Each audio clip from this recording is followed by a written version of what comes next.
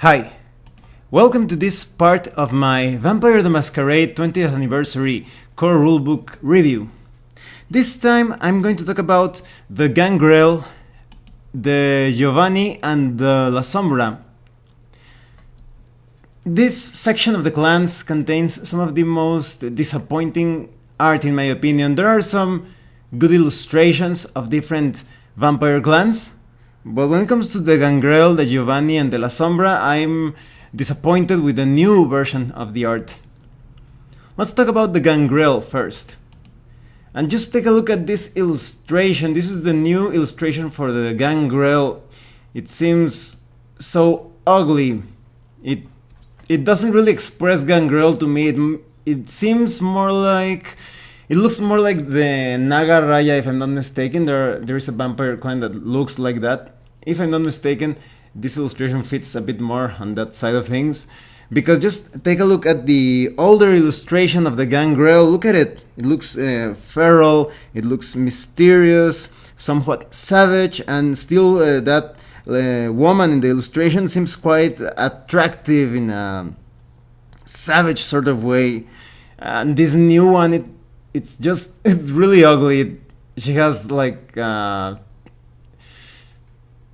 it's a monstrous face, but it lacks that aesthetic feel to it that it expresses that Gangrel savagery, not just being monstrous.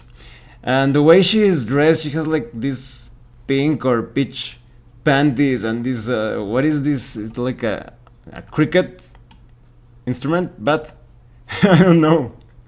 So she looks really weird. Now, in fact, I'm going to use the older illustration to talk about the Gangrel.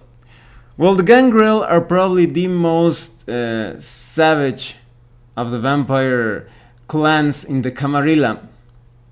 They are in tune with the beast. They are in harmony with it. They're all about being predators, about hunting, and about keeping that link or communication with the wilder areas. They still live in cities, but they pretty much sleep everywhere. They could have their haven in perhaps a park or in a forest just outside the city or in an alleyway. So they feel quite different from other vampire clans in that regard.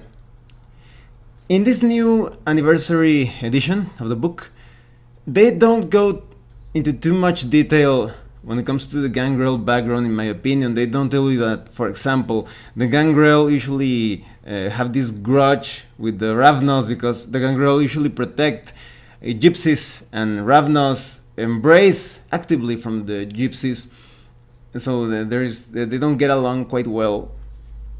And I think in the older books they put a bit more emphasis on how the Gangrel usually pick those people that were natural survivors, that they were loners, and they had more of like a predator. I am lobo, I hunt alone, I need no one type of mentality. Because the Gangrel seem at times a bit similar to, for example, the werewolves or lupines or whatever you want to call them, or the Garou. And the Gangrel don't get too much into the jihad, into the larger scheme of things, unless it is required of them by orders of the Camarilla.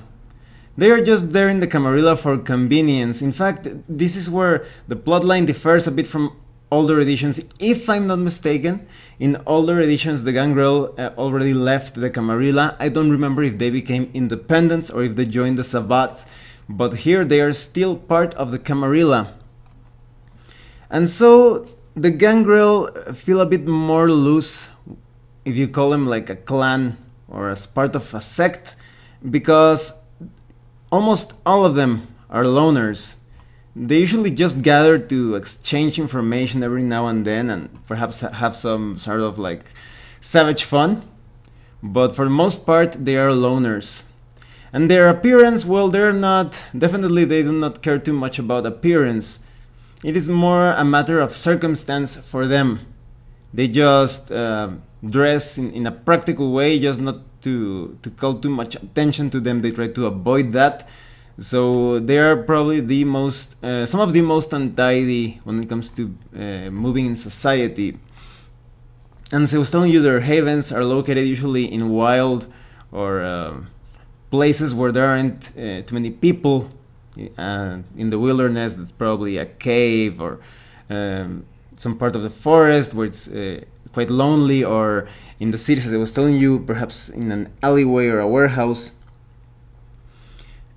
And in fact, the Gangrel have some pretty useful effects of their disciplines that will allow them to escape from werewolves if they need, because the Gangrel are probably the one of the few clans that can go toe to toe with werewolves or in close combat, but they're still a bit of at a disadvantage most of the time. So they have their disciplines of animalism and protean to avoid trouble with them. Some of their effects include like fusing or becoming one with the earth, with the ground, and that way hiding from the werewolves. And they also have the advantages of controlling animals and modifying some parts of their bodies in a more instantaneous way when compared to other clans like the Sumitsi, who are more on the flesh crafting side of things. The Gangrel can actually grow claws, and those are really useful for fighting werewolves. And so Gangrel usually take a lot of consideration and time when embracing people into their clan. They usually notice someone who seems a bit like an outsider or a loner or a survivor, and they observe that person for a long time, and then they decide to embrace that human into becoming part of the clan of the Gangrel. In this new anniversary edition, they also failed to mention that the Gangrel usually have a very brief and rough training period for the newly embraced. They just teach them the basics, and then they cut them loose so that they survive on their own. Because they trust that because they have embraced humans that were already survivors, they can handle the changes with their new vampire way of life or on life.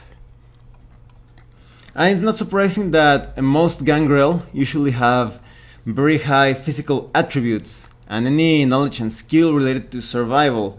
So don't expect the Gangrel to be really useful in political intrigues or going to social gatherings. It's not their forte. And as I was telling you, they have their discipline of animalism that has to do with interacting or with the wild world or the more wilder side of things, and controlling animals and such. And remember, I will talk more about disciplines later on in the other parts of this review. And they also have fortitude. This means that they're quite tough in combat. They're not wounded as easily, and they have a better chance at surviving damage from, let's say, sunlight. And with the protein discipline, they can modify parts of themselves, as I was telling you, like growing claws and such. And all of that gives them quite a bit of an advantage when fighting and surviving.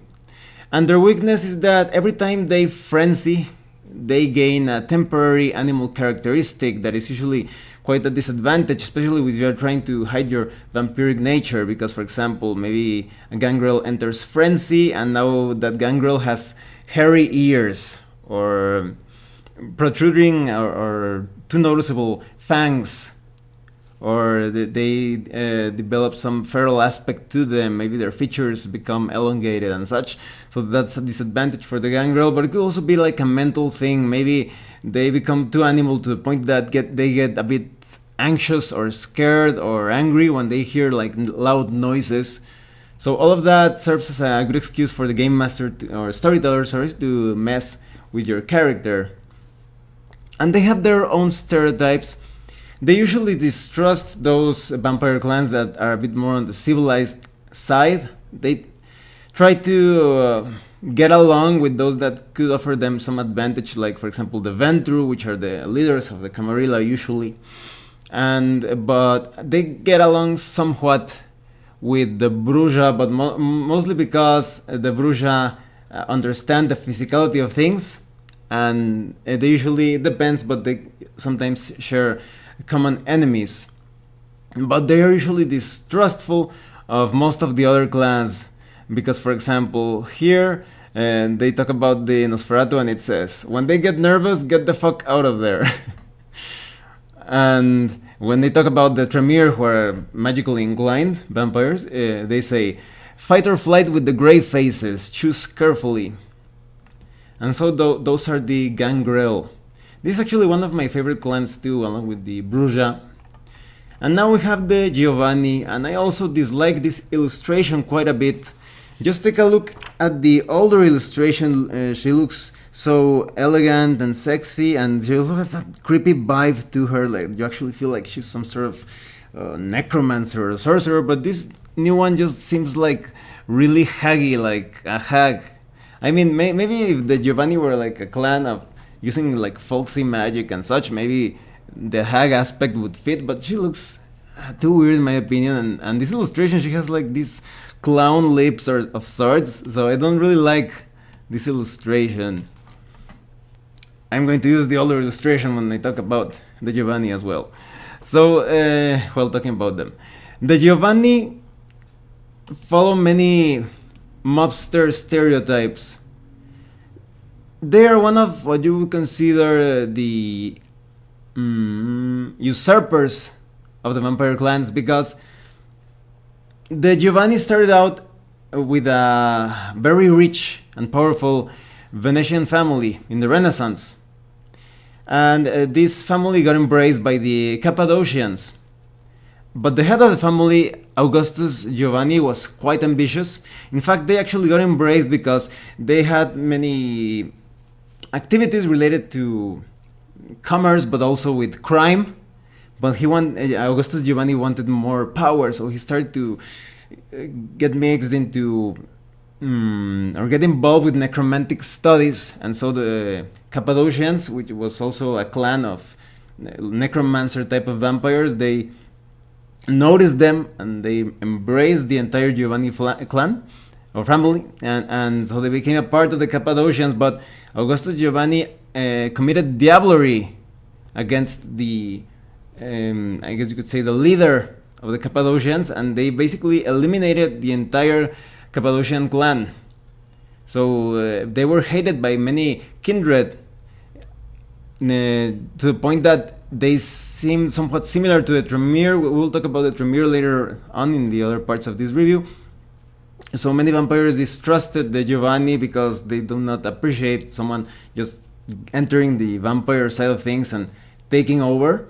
But because the Giovanni were already quite powerful in resources when they were alive, many kindred sought their help. The Giovanni are also considered to be like devil kindred, in that they always have something that you may use, and their knowledge of necromancy became quite extensive and more powerful when they became embraced by the Cappadocians. So now the Giovanni are probably the most powerful necromancers amongst the clans of the Camarilla. So anything related to dealing with the dead, knowing secrets of the grave, and getting rid of specters, wraiths, and such, they need the help or the actions of the Giovanni. So the Giovanni, much like in the mafia, they offer exchanges or services that only they can provide. So that's the way that the Giovanni have managed to survive in modern nights, despite some of them still quite resentful because they embraced the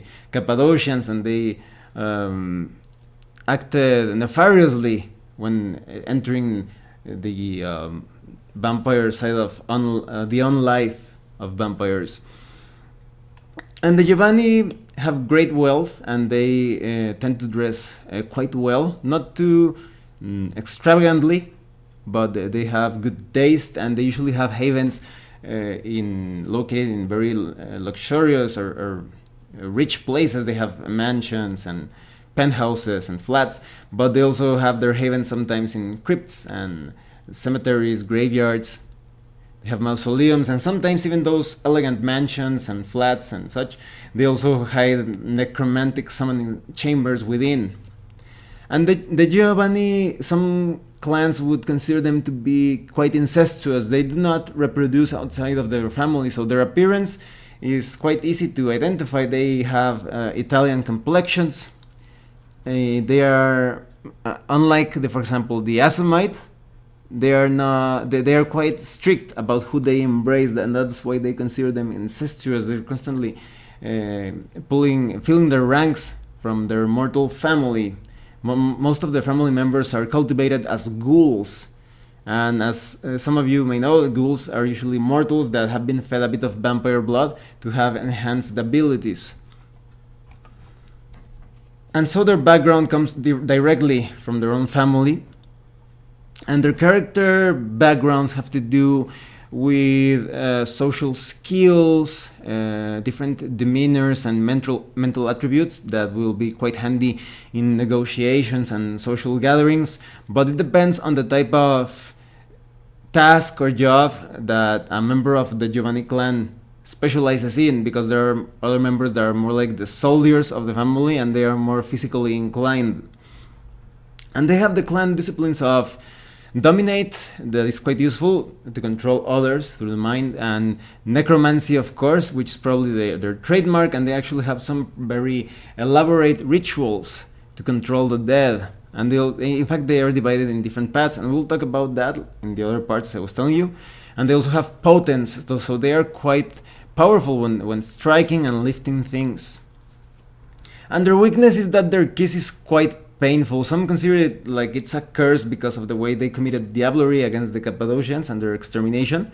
And the kiss of the Giovanni is so painful because the other vampires, when they take a bite out of someone, it's pleasurable. It allows for easier feeding. But with the Giovanni, when they feed on someone, that person usually kicking and screaming and does a lot of damage to them.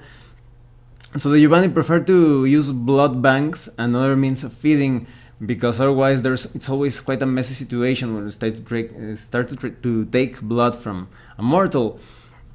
And they have a very strict organization, and what happens in the family stays in the family. They are quite secretive.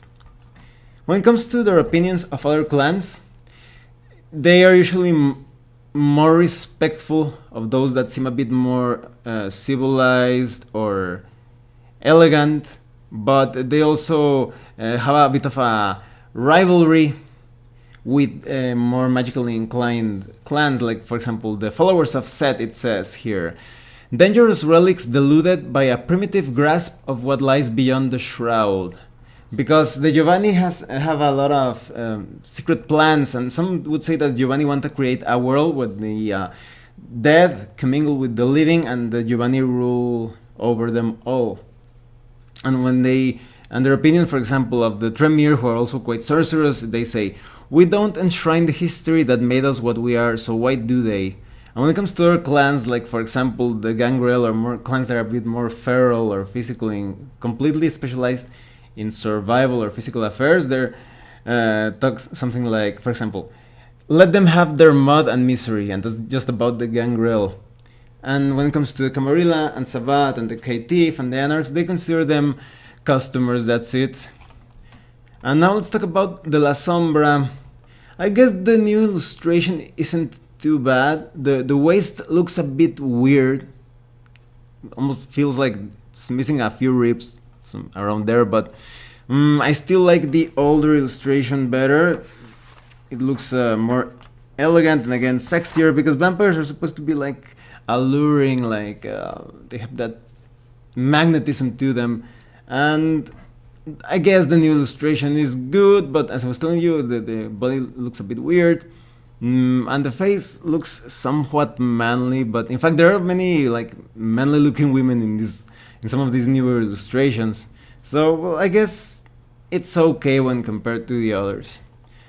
Now the La Sombra have that theme to them that they are the power behind the throne. They are probably the spirit of the Sabbat. I guess some could say that the Semitsi are the body of the Sabbat and the La Sombra are the spirit. Now the La Sombra are famous because they have managed to manipulate many powerful rulers in the past. In fact, they manipulated the church quite a bit, even in modern nights. So the La Sombra are quite intelligent, and they are probably the ones who wield shadow and the power of darkness better than other clans. That is, they have this discipline, the discipline of veneration, and they can even create tentacles of darkness, so they have that sense of darkness is their ally to them.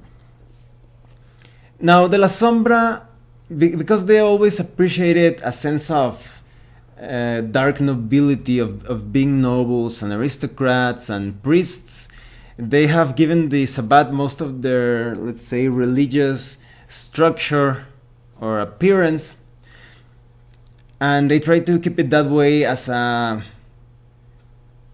means to give coherency and control to an otherwise quite unruly sect.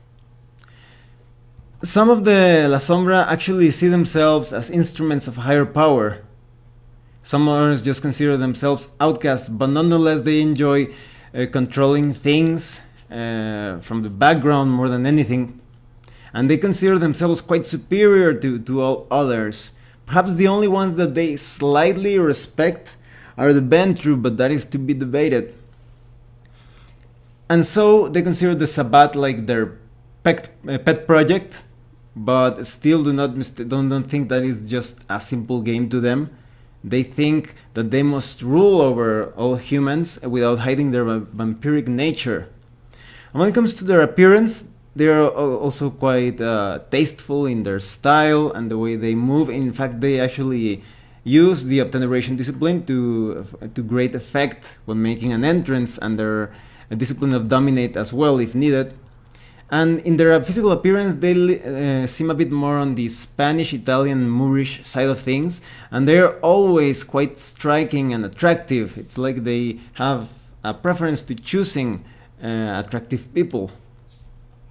Their havens are quite communal.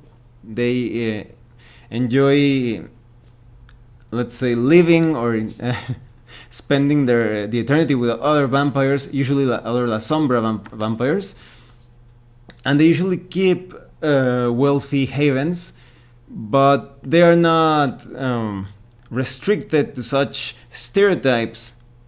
Even let's say an old world villa that is somewhat decadent, it can suit their tastes when it comes to haven. And in background, as I was saying, they value anything related to social interaction and mental attributes as well. In fact, I would say that they value mental attributes above all other things because they have that aura to them of being puppet masters. And their disciplines are dominate, to control others, and obteneration, to wield the power of shadows and darkness, and potence, so they actually hit pretty hard. In one of the vampire novels, one of the main villains is La Sombra, and he gives a group of vampires quite a bit of trouble on his own. Now, their weakness is that they cannot cast reflections. You know that vampire stereotype in movies and fiction. Well, here the La Sombra, they cannot stand next to a polished surface, perhaps a mirror, a body, or something else, a body of water, the rear view of a taxi cab, etc. So they have a bit of a difficulty. They have to know, to be aware of where they are standing, or they could be found out as vampires. And when it comes to their organization, as I was telling you, they still have that aristocrat or religious structure to them, and they're also quite severe as to how vampires try to rise through the ranks, because if they consider one of their members to be mediocre or weak, they take the trouble to eliminate that vampire, that unworthy vampire. But those that strive to become better, that are quite ambitious and further the plans of not only the Sabbat but the La Sombra, they are praised for it. When it comes to the stereotypes, the La Sombra are quite arrogant. They almost think nothing of the other clans. For example, when they talk about the Giovanni, they say their inner foulness manifests in their every action.